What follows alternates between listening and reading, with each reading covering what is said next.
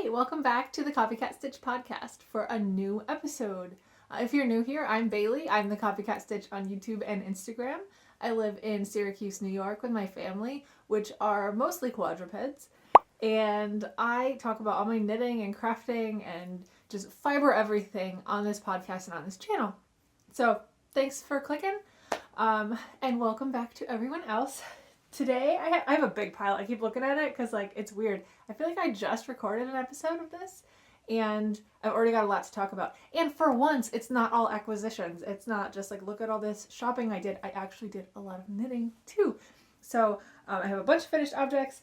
I have a couple new whips, and a bunch of acquisitions, too. But you know me. So, let's just start. If you didn't notice, this is one of my finished objects.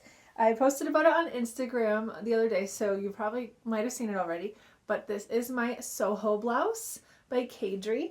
I did a test knit with this one. I knit it in Lion Brand FOMO in the colorway Natural, and I really, really love it. I'm a big advocate of FOMO, even though it was discontinued. It was a very short-lived line from Lion Brand. I did love it, and I still love it, and I stocked up, and I'm so glad I did. This is so soft and comfy, but not stiflingly hot like it might be if it was real mohair. And it's, I don't know if you can see the fit very well. It's very boxy and drapey and see-through, and I am very much enjoying this one. It's got nice I-cord bind-offs everywhere on the sleeves, on the neckline, and on the hem. And truly, the sleeves are my favorite part. They are just so drapey and swooshy. The whole thing is garter stitch, which I think is this thing for all knitters. I think I'm having a garter stitch renaissance. I think I've come full circle from the kind of garter stitches for newbies that are just learning and don't know how to do anything else thing. Because for so many years, I didn't want anything to do with garter stitch. It just looked like, ugh, that's easy and boring. But now I feel like I've done 10 projects lately that are all garter stitch. And I love them, and I'm really falling in love with this texture again. So, did you go through that, or is that just me that was weirdly immature about garter stitch for a while? It also has these nice seam details, both on the sides of the body and on the sleeves, which will prevent it from growing too much because it is all garter stitch. But this slip stitch seam really helps. So this pattern is coming out soon. I think this coming weekend for me, which the first weekend in February, I believe this is released. It's a really great knit. Check it out. Okay, I'm so ready for this. So last time I did a podcast episode, I showed you the Sorella Autumn in New York Soho that I had picked up, and I was planning to pair it with some Hobbii Diablo to kind of blue it up a little bit because it wasn't as blue as I thought it was from the pictures, and I wanted it to be just a tinge more baby blue. So I bought this blue mohair to pair with it, and I hadn't cast on yet. I had no idea what I was going to knit with it, but I was dying to use this yarn. And you know what? I did. I finished it. I mean, it was only been a couple weeks. I could not put this down. This was I was so absorbed in this project. I had to force myself to work on other projects for a period of time every day before I was allowed to work on this one as a reward, because I was tearing through this, and I freaking love it. This is not blocked yet. I just bound off 2 days ago, but it's so squishy. So it is the Sorella Classic DK base. Like I said, it's from her Autumn in New York collection, the colorway Soho. And I paired it with Hobbii Diablo, which is going to be a theme. I feel like I'm going to throw out Hobbii Diablo a lot today. And I chose this pattern. It's actually a free pattern from Drops Design, which I have a lot of feelings about. I've had a lot of difficulty reading Drops Design patterns in the past because they're less patterns and more recipes, and they can be very unapproachable. This one I found very straightforward, and I really love it. This little detail in the front, I hope is going to kind of block open, because these should be kind of straight lines and they kind of tuck in at the bottom. But I think once that's blocked, they will open right up. The pattern, I believe, is called Abstract Rose. And for the most part, I made it exactly to pattern. I did change a couple tiny tweaks. One of them is you're supposed to knit this whole ribbed neckline and then come back later and whip stitch it down, and I didn't feel like doing that, so I knit it in. I folded it over and knit it down as I was transitioning over to the body instead, and I don't think that caused any issues. There's definitely a little bit of a tuck in here, but it's not a problem for me. Oh, this is so soft. I love this fabric so much. And the only other modification that I made, which isn't even a modification, I don't know, I did tubular bind off on both of the sleeves and on the hem of the sweater itself. Like, can you appreciate this texture? I don't know how well it's showing up on camera, but it's a literal dream. The color and texture of this is so lovely. Like, I feel so accomplished for doing this one. You have that project, you know, that feeling of like the one where like all the planets aligned and then this happened. So it's really cool. The construction was really unique too. I didn't talk about that. It looks like a circular yoke. It's got the detail that comes across like a circular yoke, but I think it's technically a raglan. But it was strange because like the increases, the 8 increases, so it is like a raglan, don't happen like in the front and back of the shoulders like they do on every other raglan. They happen on either side of these straight panels. So it's like kind of on top of the shoulders and in the center, front and back, but there's a big panel in between them. So these nice like straight panels that I was talking about that kind of tuck in, like that's the center of the raglan. The increases are on either side. It's a free pattern, so I feel okay talking about this, but oh, I really love it. I'm hoping that the blocking kind of fixes this like pinching in the yoke, and also I hope the sleeves grow a little bit because they're a touch, they're not short, they're kind of bracelet length, but I would like them to be a little longer. I'm like a big fan of I'm a cold person, you know, I like to be able to really hold on to my sleeves. So I hope it grows a little bit. If not, I have some more yarn, but I don't know that I would have the heart to rip it out because I just love how much it came out. This is pure joy for me. Like, this is why I knit. I am so happy about this one. All right, a couple more finished objects. So these next two that I'm going to show you were actually finished in like October and November-ish, and I just never blocked them because I was very lazy. But I found the time now to block them now that the holidays are past. This one is so pretty. I believe the shawl pattern is called Iskanda. I'll have the info at the bottom here because I do not remember. And it blocked out beautifully. Another garter stitch baby. Look at this. This is delightful yarn. I did talk about this one on past podcast episodes while I was knitting it because I did have a hard time with this yarn. It was a unique format. It's from Dancing Leaf Dyeworks. I got it at Rhinebeck this year.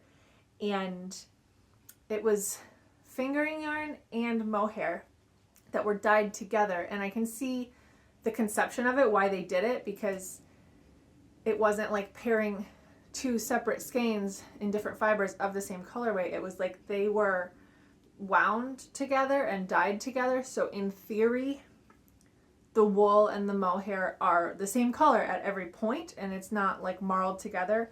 But the problem is it was so impossible to pull from a center pull ball or from any sort of hank at the same rate. The wool was pulling way, way faster than the mohair, so I just had this long, tangled excess of mohair that I had to keep moving down. And I mean, at a point, it had to be 20, 30 yards extra. It was way too chaotic, and I didn't like that. So like 10 out of 10 for creativity, but the execution was not quite there for me. However, the yarns themselves are beautiful, so perfect fall colors, and just a little bit of this kind of vegetal lacework around the edges. I really like this one. I'm glad I'm going to be able to wear it now that I've actually taken the time to block it. And this one was also finished last fall, but only just blocked recently. I do not remember the pattern name at all. It's a crochet pattern, but I will have the info here like always. This was a set of minis from Mayapple Farms that I had purchased at the Central New York Fiber Festival. You can see them here, the stripes. So there's like gold and then a couple different greens and then a teal. And those 5 minis came in a set. And then in between them and on the edges, I have Hobbii Metallico, which was gifted to me.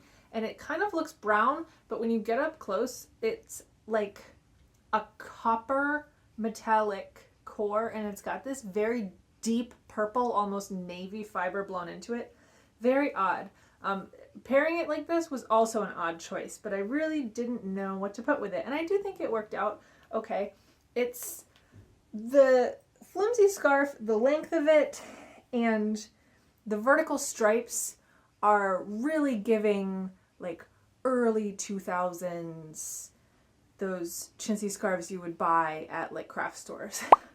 However, fashion's headed that way, early 2000s. Like, it's probably any time now we can get ready to like bunch up scarves super heavily around our necks and wear leg warmers and leggings again.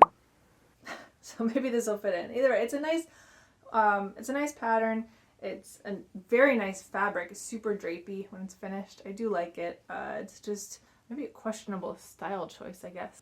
This one I teased last time. This is a copy of the Perry beanie that I made for my sister for Christmas because I told my mom I would make her one as well. I made this out of Katya Wow Chunky. I believe the colorway was called Grape, but I don't really remember. And I added this little pom. I bought a whole set of poms a few months ago off Amazon, so I've just got them hanging around for when I need one. And these ones are on elastic. So what I do is just sew a button. I mean, I've got a tin of stray single buttons that have no partners, and they're so hard to find a use for. So I go through that and I find a little button and I sew it on the inside, and then I pull the elastic loop through the hat with a crochet hook and just loop it around so that's easy enough to come off if it needs to be washed or something. This is the Perry beanie pattern, and I didn't say last time I talked about it, but both times I did make a slight modification to the pattern because I only had one ball of yarn each time, and it's not enough to actually execute it. I think the folded brim is supposed to be significantly taller, so I shave off like 10 rows. I think it's supposed to be like over 30 rows tall so that it ends up being 15 when folded over, and I shrunk it back to about 20, so it's 10 when folded over because I wasn't going to buy a second ball of yarn just for the extra like 10 rows. So I did that both times. It's got a slightly shorter brim, but still cute. Send that off to Mom. And, oh no, this one's got a little pulled stitch. Here's some more garter stitch for you guys. Let me try to repair it quickly. This is a gift for a baby shower. I actually also have to mail this off tomorrow, but I made this little baby sweater. I don't get to make baby clothes really often, so it's a nice little palette cleanser. This is French Macaroon pattern, and these two yarns were just like incidentally sitting next to each other in my yarn stash, and I realized that they looked perfect together. There's just that exact splash of gold that this solid is in the variegated, and I think they're perfect. This was exactly one full skein of this variegated, which I believe is Lion Brand hand dyed Haven. I always forget. It's hand dyed Heaven or hand dyed Haven. Heaven makes more sense, so it's probably Heaven. And those are 75 gram skeins. So this was exactly enough. I had barely a yard or two left over at the end. And then, you know, I don't even remember what this yellow yarn was, but I had 2 balls of that. I used less than 1 to do the body of this, and it's got the little detail at the top. Again, a use for a single button with no partners. So that's for the baby. And then I had a lot of the yellow left over, so I made a little beanie to go with it out of the same one. Still less than 1 full skein. I didn't even crack into the second one. But super cute little set. That's off to be gifted this weekend. I held on to it just to talk about it on the podcast. It probably should have been mailed before, but you guys have to see all of my whips, right? Or all of my finished objects or everything. Okay, I think we're through finished objects. I do have, I guess, 3 whips up here and one that's about to be a whip. So, all right.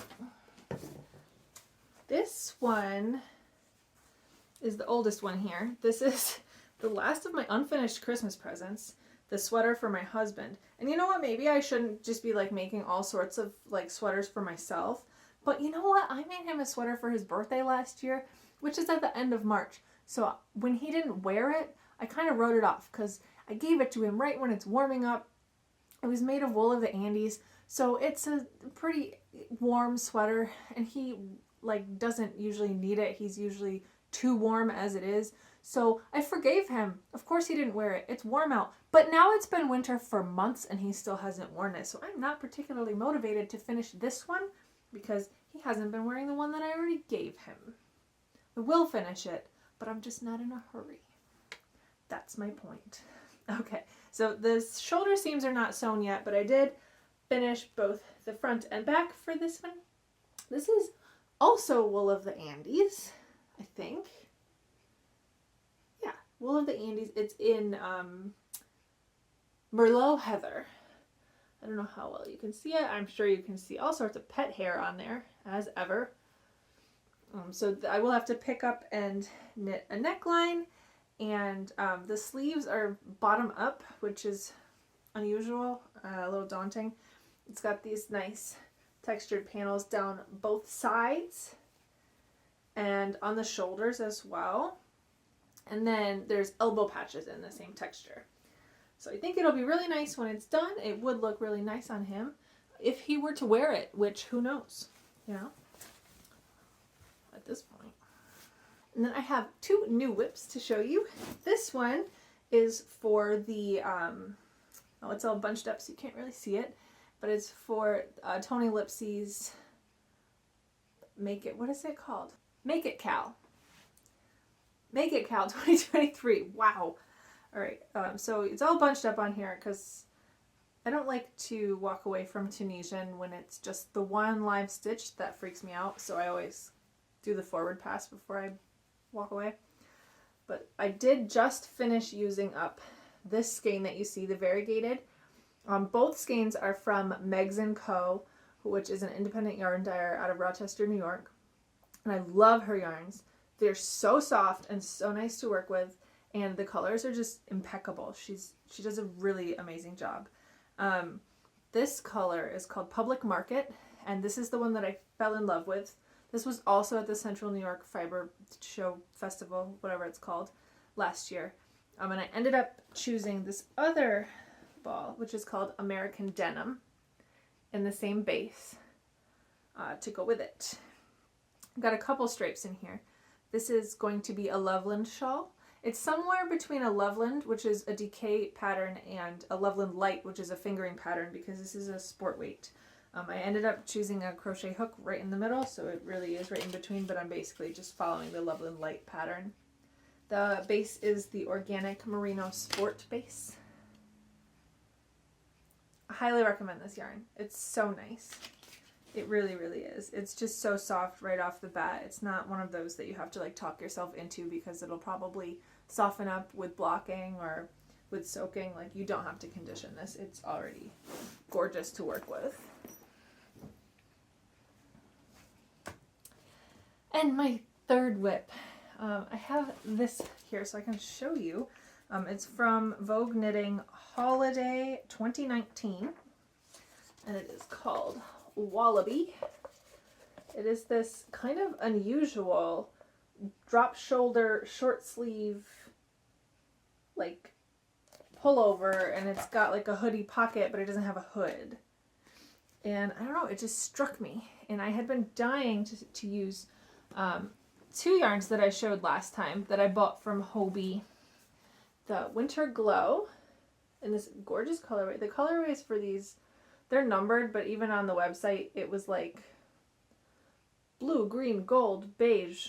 It was not helpful. It's color 26, and it's all of these beautiful neutrals that are spun together. It's a single ply, very loosely spun, and has that sort of I don't want to say spin cycle, but you know what I mean, the quality where the transitions between the colors are a little barber pole-y, but just for a little bit. It's really, really nice stuff and very squishy.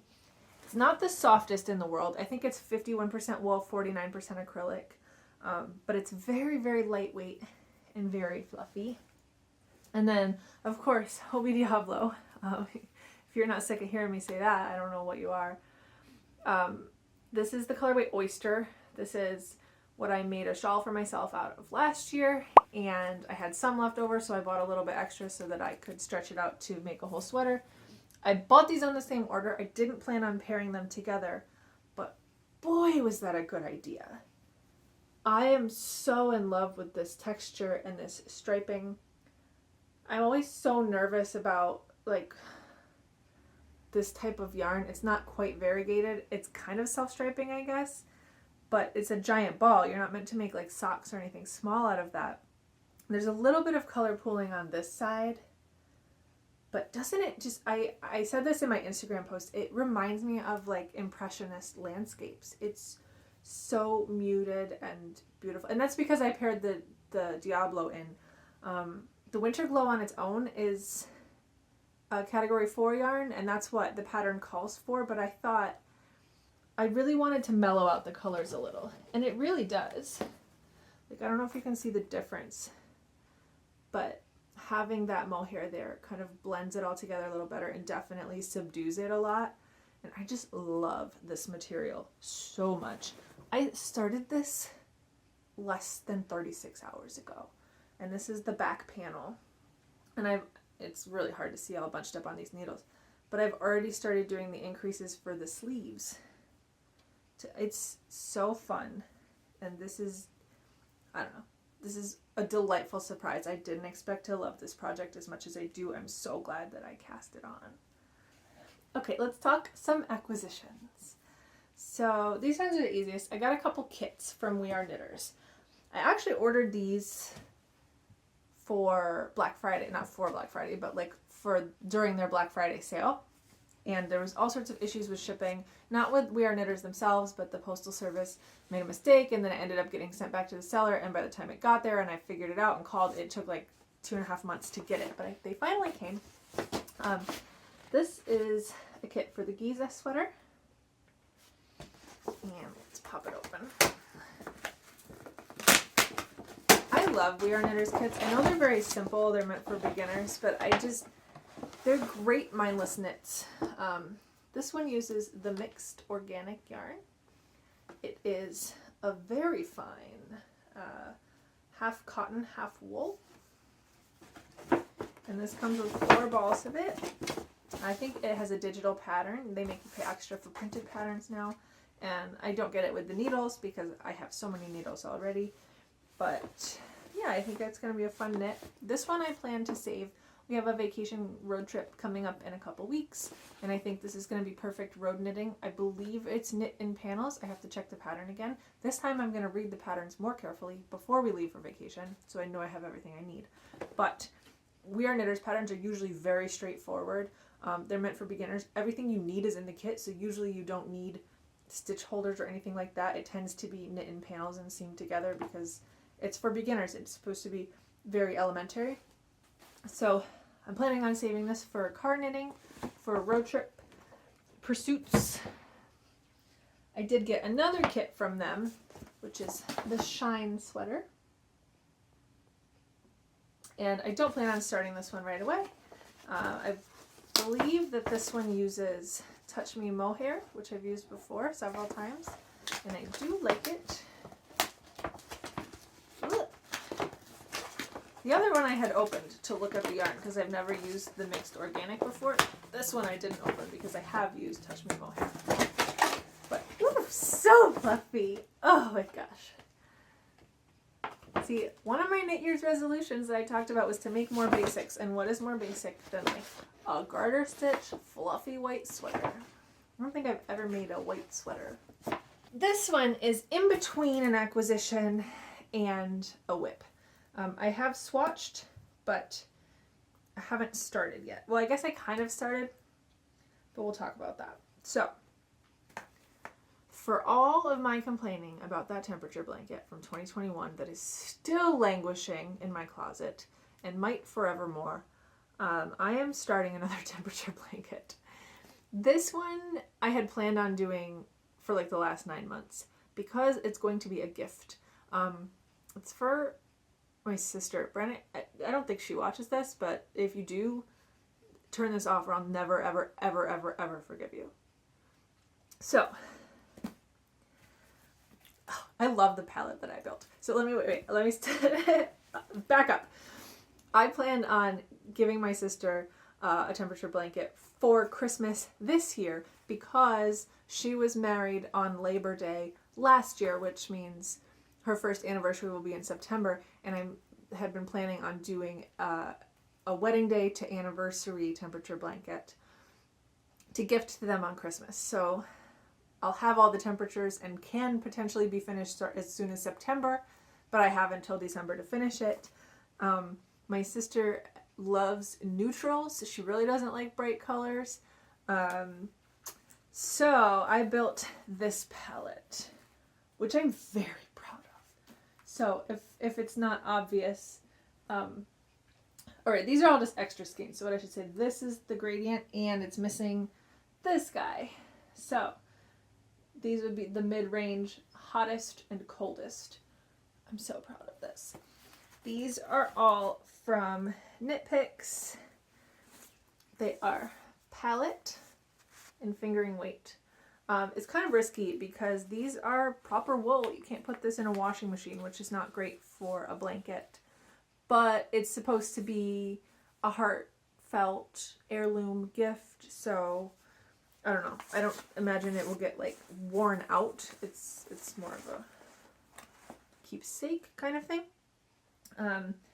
So I say I started it because I swatched. Let's look at my swatch because it does show the gradient really well. It is so curly. I did not block it. But that's all of the colors in order. I've already created a spreadsheet and kind of logged the first 4 months because I have their wedding day through now, so I can get started. And I did this starting chain, and then I kind of started to pick up the stitches for Tunisian, and this was driving me crazy. I don't have swivel cords, and it's just sticking up like this and too heavy and bothering me, and I put it down and I ordered swivel cords from Jimmy Bean's Wool. Those swivel cords just came today, so I will be able to attach it now. I think I got a 16, a 32, and a 60. I got the 60 to be able to do this project, but then also I was thinking, like, I've been meaning to get swivel cords for a while. If I'm already making the purchase and paying the shipping and everything, I might as well just get a couple. And I figured these are small, medium, large. This should cover the most range of projects for now. If I want to add more later in intermediate lengths, I can. But I'm looking forward to being able to use these and actually get started on this because I think it's going to be a really nice Tunisian temperature blanket when it's done. My general plan is to do, first of all, extra rows for wedding day and anniversary, so that they stand out and in a different stitch pattern. And I was toying with doing something like a purl bump at the end of the month, or maybe alternating stitch patterns such that like all of September would be Tunisian knit stitch and then all of October would be Tunisian simple stitch, and just back and forth on those. But I don't know, I have to kind of play around and see what stitches I think look good. I guess I probably shouldn't play around on a 270 stitch thought, but I thought I'm probably going to use the honeycomb stitch for wedding day and anniversary, just for the symbolism of, you know, honey and love, you know. So I was eager to get started and do that anyway, and then I'll decide what I'm going to do for the rest of the year in between. But hopefully I don't lose steam on this one. I think with any luck, I can have this finished before, you know, October, so that I don't get all backlogged with all sorts of Christmas gifts. Like last year, this is a big one for both of them that I could knock out well in advance. let's talk yarn acquisitions. Actually, before we do that, I went to the thrift store literally today on the way home. And I found this enormous embroidery hoop, which like, I don't embroider. I have a lot of embroidery supplies, and it's always something that I feel like maybe someday I will. I inherited a lot from my grandmother, which a lot, and she was perfectly organized. They're really nice. But I figured, like, a hoop like this cannot be cheap, right? Even the smaller ones, if they're wooden, are not super cheap. And this was at the thrift store for $4. So I just snatched it up. If nothing else, it can be a decorative hoop, and I will love it for that. All right, let's talk a few yarn acquisitions. This one, I know where this yarn is from, but I don't shop there. But this was also at the thrift store today. It was 99 cents. They had a big bin full of yarn. Almost all of that yarn was acrylic, and I have more than enough acrylic that I'm not using very fast anyway, so I didn't pick up any of that. But this is lyocell, and it was the only non-acrylic in the whole box, and I like the color, and it was 99 cents, so I just grabbed it. Here we have long awaited. These are from Witchfire Fiber Arts. I don't even know how to hold them up. All right. So she, I can't even hold 3 comfortably. So this white tweed, she called it Toil and Trouble white tweed fingering. That's the base these are on. I just fell in love with it when I saw the pictures on Instagram, and I tried to talk myself out of it, but I ended up buying some. I did get 3 of this middle green, which is called Tenderhearted, to be the main color of a sweater. And then I figured I can try to do a little color work because I just love how it looks next to the other colors. This one, the darker one, is called Verdant, and it is indeed verdant. And then on this end we have Rosé. And I think I'm going to do a crochet colorwork sweater. I had that in my mind because I don't want to do a fingering weight knit sweater. I don't have the patience for it, but crochet moves a little faster, and I have crocheted fingering weight sweaters before. And I went into my Ravelry library and did all the little advanced search for, fingering weight for this many yards and crochet only in my library. And the one result that came up was like the perfect result. And it's from Lee Sartori's, what is it called? Crochet Wizardry, the Harry Potter official crochet book. It's this sweater modeled after Hermione's Room of Requirement sweater. I'll put a picture up. Oh, I love it. It's so perfect. Of course, like, I'm totally throwing the color palette out the window, and it's going to look nothing like Hermione's sweater. But it's going to be beautiful, and I will know that it's Hermione's sweater, and I think that that's going to be really nice. I'm holding off on getting started on that one because that's going to be a time-consuming one, and I do want to try to work through a few of my obligatory whips before I get there. I do feel like I have fewer whips right now than I did like last week. The fact that this is off the needles and my abstract rose is off the needles, and I don't have the baby shower gifts anymore. Like, I am paring it down. For me, only having, I showed you 3 whips today. The blanket's about to be a 4th, and technically I have 2 downstairs. I still have my very slow going that I haven't picked up in like 4 or 5 months. So they're probably UFOs now, but I'm calling them whips. What is it called? That cowl. See? I don't even remember. I went there. I bought it because we went there. And the Lexington cowl that I bought the yarn for at the yarn store in Lexington, Kentucky.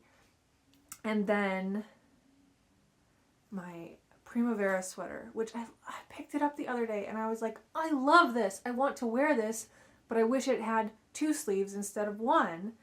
And I sat down to try to pick up stitches for the other sleeve, and I just immediately was like, I can't deal with this right now. It's been so long. I need like a clear head and a lot of focus before I'm going to be able to like pick that one up and get moving on it again. All it needs is 1 sleeve. So technically I have 5 whips right now, about to be 6 with that temperature blanket. This is on the back burner. However, it's in there. It's going to get done this year. This is from Yarnaceous Fibers, Since Knit Crate recently went out of business, sadly, and stopped shipping their yarn subscriptions, which I had had for a few years now, I decided to replace that one with a different yarn subscription.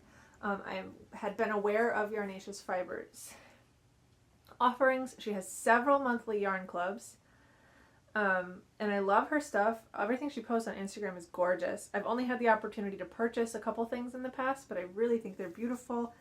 And when I had to replace my subscription, when I decided to purchase a new subscription to replace the old one, this is one of the first ones I thought of, and I went through and looked at the ones that she had, and I decided that her Paleobotany line was the one that I wanted to go with. So this colorway, which is like these beautiful muted sort of gray purple mixed in with this baby blue with splashes of absolutely gorgeous, like cobalt, cyan, and then there's bits of black. It's lovely. It's on her Salta fingering base. It's an 8515, 100 grams. The colorway is probably an extinct plant because this is the Paleobotany Club. Shania tenuis? Is that Latin? I don't know, but I bet it was pretty. This is delightful.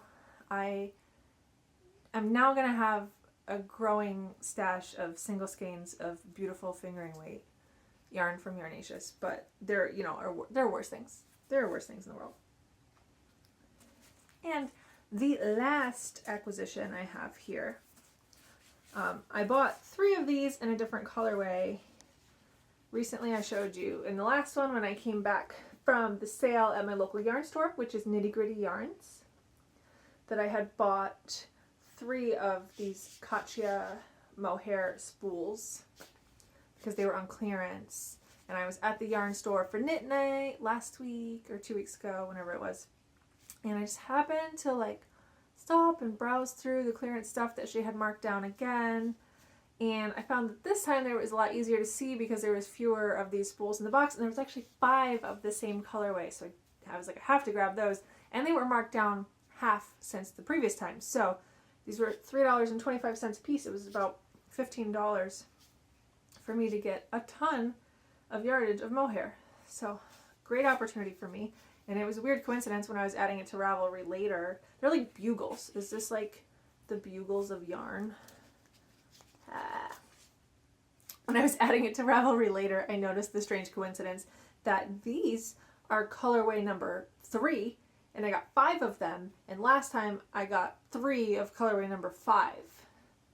So that's a weird way to remember it, but that's what I've been doing.